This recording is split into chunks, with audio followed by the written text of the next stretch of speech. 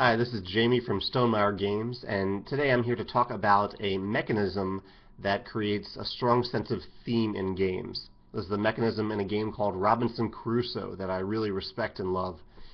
Um, at the basis, at the foundation of it, it's an event card.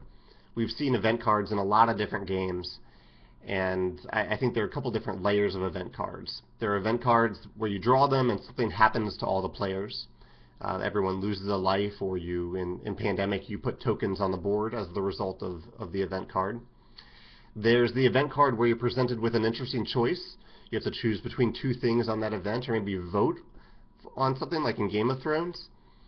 And then there's this next level of event cards, which to me checks off all the checkboxes of what makes a truly great thematic element in a game.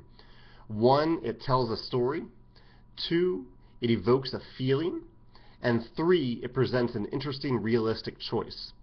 And this mechanism in Portal Games' Robinson Crusoe are the event cards that have a top side and a bottom side.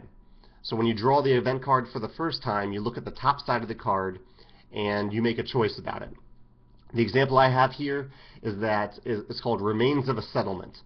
So you and your fellow explorers discover a settlement.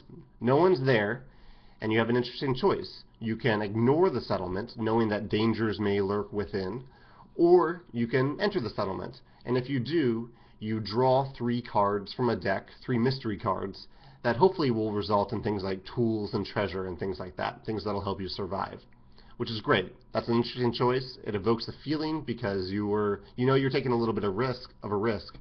And you know you're taking that risk because if you decide to draw those cards, if you dig through the settlement, the card at the bottom half says Epidemic. That epidemic doesn't happen right away. Instead, you put the card in a different deck that you draw from. I think you draw from it every round. And if you draw that Epidemic card, everyone in the game, it's a cooperative game, everyone loses a life. So the idea here is that you've dug through the settlement and you've exposed yourself to the disease that probably wiped out that settlement a while ago. Or you can just ignore it.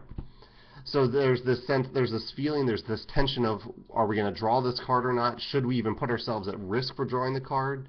It tells a story whether or not you draw the card. I just love this, and there are tons of cards like that in the game that check all those boxes of a truly strong thematic element of a game. The thing that's been on my mind lately is, how can that be taken to an even higher level?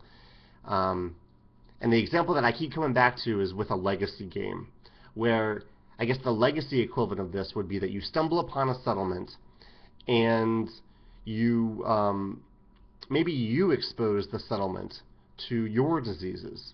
There are people there, unlike the card in Robinson Crusoe. So there are people there. Maybe you trade with them. They're a good partner. They do something nice for you, but you've exposed them to your foreign diseases that they've never encountered before. And to show that, you put a little sticker on the card.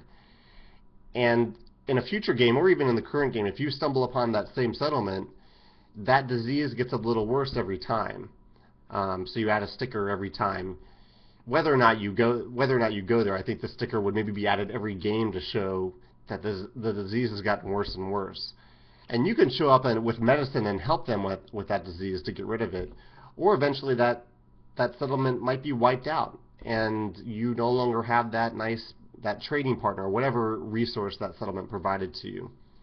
I don't know if it would work for sure. I'm still playing through this idea, but I wanted to recognize the brilliance of the mechanism in Robinson Crusoe and recommend it to other designers who haven't heard of that type of elevated event card and want to try to use it in their games. And I'm curious to hear your thoughts in the comments about ways that a dual-sided event card like that could be used in a legacy game. Thanks for your thoughts. I look forward to interacting with you in the comments.